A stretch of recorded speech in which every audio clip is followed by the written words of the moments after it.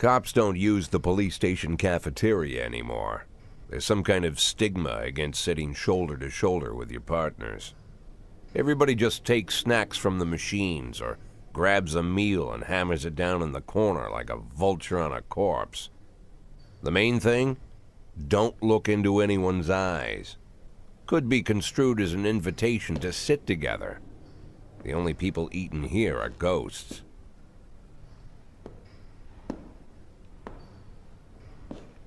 My deputy, Francis Kendrick. He recently became one of those ghosts.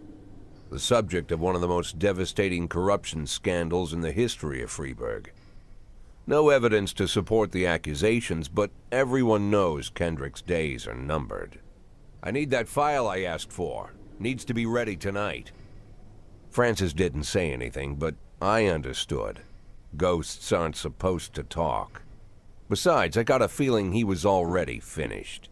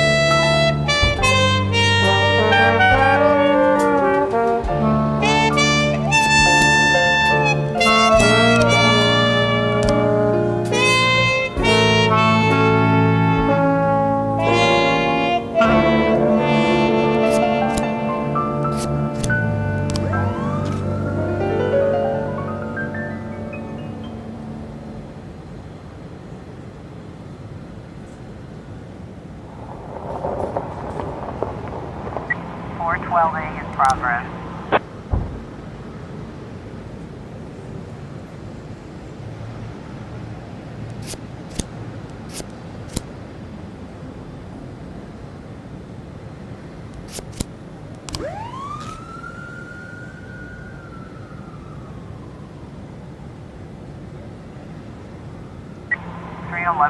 Looks like we have a situation here.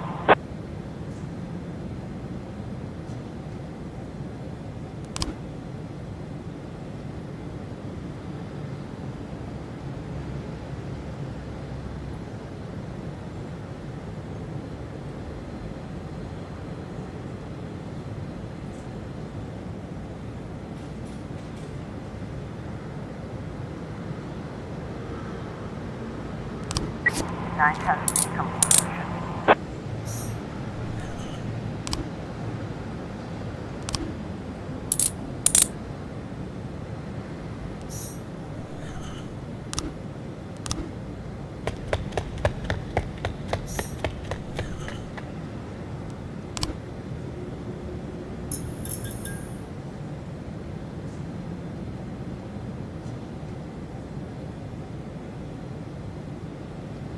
Or 12A completion.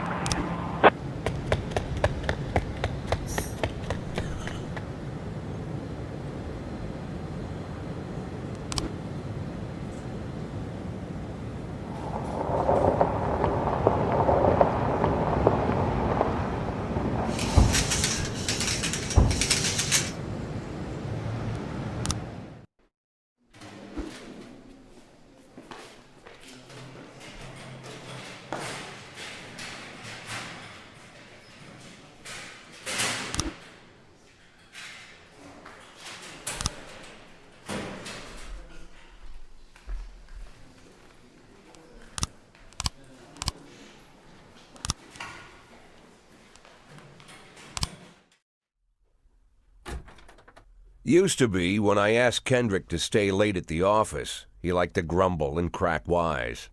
Nowadays, he doesn't have the strength for it. Slumped shoulders, blank stare, wrinkled skin. The past few weeks, I don't hardly recognize my old friend. In his younger years, he reminded me of a gallant royal officer in an old Kipling story. Kendrick isn't just crumbling under the weight of the public pressure, but from the shame of it all. Internal Affairs raided the library he inherited from his grandfather, hoping they'd find buckets of cash stashed in the pages. Heard about the look on his face, the fearless policeman standing helpless in horror. I've known Francis for 30 years. The past 20 years he's played loose with the law. And I know that at a certain point every stolen dollar brings more misery than anything else. Probably sounds crazy, but I sympathize with the guy. What can I do? Your friends are your friends, and these are the waters we swim in. Called all of the people on that list today. Now they know you're in business, so you could get a call from any of them. You don't need to worry about any of them. I've cleared them all. And what kind of business are we talking here? It's nothing too serious, just like you asked. Should be just a few small favors. Payments will vary depending on the situation and who you're dealing with. How much are you looking to earn? $500,000. $500,000? Why not a whole million? Because everybody wants to take $1 million. Figured I'd try something different. $500,000 in 180 days? Well, you could earn it all above board if you netted all the big fish and hit all your bonuses. Never knew you for a fisherman. Well, you never got into my business, and I'm not trying to get into yours. But be careful about bringing in any other cops. Sooner or later, they'll put the finger on you. And one more thing, Jack. I remember what you said, but I should probably add one more name to that list. Christopher Sand. Sand. Christopher G. Sand. Everyone knows the name, but few could tell you who he is. The old man stays away from the spotlight. Always wears old-fashioned jeans and knitted sweaters. gives to charity, rarely attends social events. An avid hunter, I hear, even dabbles in poetry. You'd never guess he's the head of the oldest and most powerful gang in the city. Goes back as far as his great-grandfather. And Sand is strict about following the old rules. He rarely involves himself in commonplace murders and robberies. Hardly needs to intimidate anyone to get his point across. The people who work for him each have their sphere. They provide protection where needed, even work with the authorities when they want to make a deal. Meanwhile, Sand pulls the strings without getting his hands dirty. People sometimes mistake his quiet approach. A couple years ago, an arms dealer decided to expand its business without asking permission, and his whole family paid the price. In 4 weeks, Sand killed 31 people. Old men, women, even a few teenagers. And Sand's people made sure every paper reported it. Frank, I don't want to hear you say that name again. Jack, please, listen to me. I'm in with these guys. We agreed, Frank. That's not the kind of business I'm into. I don't go there. Never have, never will.